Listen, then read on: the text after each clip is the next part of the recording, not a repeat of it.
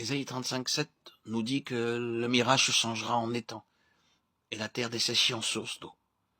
Dans le repère qui servait de gîte aux chacals croîtront des roseaux et des joncs.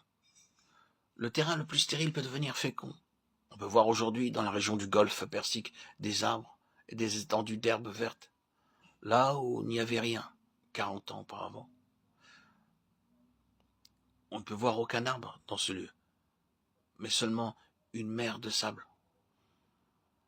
Cette région est aujourd'hui devenue prospère.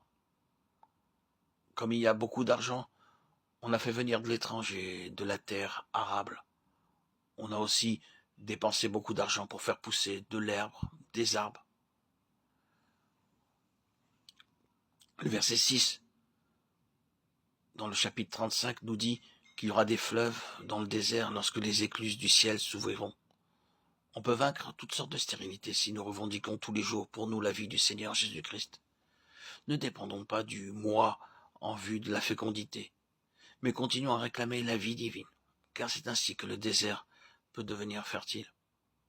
Il y aura là un chemin frayé, une route qu'on appellera la voie sainte. Nul impur n'y passera. Elle sera pour eux seuls. Ceux qui la suivront, même les insensés ne pourront s'égarer. Ésaïe 35,8. Ici, il est fait mention de la route appelée la voie sainte. Cette sainteté n'est pas une qualification humaine, mais c'est la sainteté que nous avons dans le Seigneur Jésus-Christ. Il est lui-même notre justice et notre sanctification. Ce n'est pas notre connaissance biblique ni la prière, mais seulement la vie du Seigneur Jésus-Christ, la personne vivante qui est ressuscitée et que nous avons reçue comme notre Sauveur, qui peut nous rendre saints. Il est notre sainteté. Plus nous le recevons, plus nous sommes saints. Lorsque nous nous présentons pour la première fois à lui dans la prière, c'est avec nos propres mérites.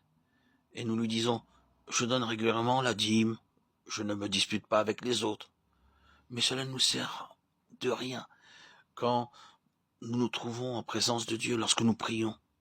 Nous devrions dire par la foi, Seigneur, je ne suis pas digne de venir en ta présence, mais par grâce, je suis ce que je suis.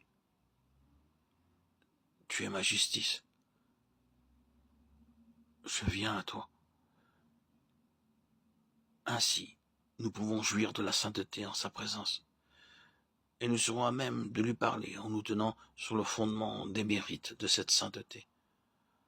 Sur cette route, point de lion, Ésaïe 35,9. Que d'hommes se vantent de leur force physique, disant « Nous sommes comme des lions, qui peut nous résister ?»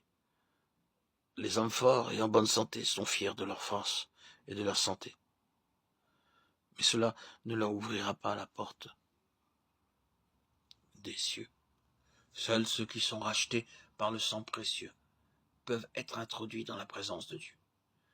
Aucune force humaine ne peut nous qualifier. Sur cette route, point de lion, les délivrés y marcheront. Ceux qui ne sont pas rachetés ne peuvent pas y entrer. Les rachetés de l'Éternel retourneront.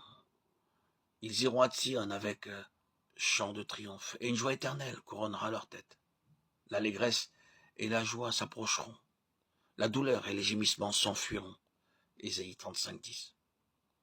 Tous ceux qui sont lavés et rachetés par le sang précieux de Christ ont le privilège d'entrer avec joie dans le royaume de Dieu. Bien que nous puissions être tout à fait insensés, faibles et stupides aux yeux des hommes, cependant, toutes ces limitations humaines peuvent être vaincues par son sang précieux. Qu'elles puissent être, quelles qu'elles soient, nous pouvons entrer avec hardiesse dans le royaume de Dieu et en compagnie de tous les saints.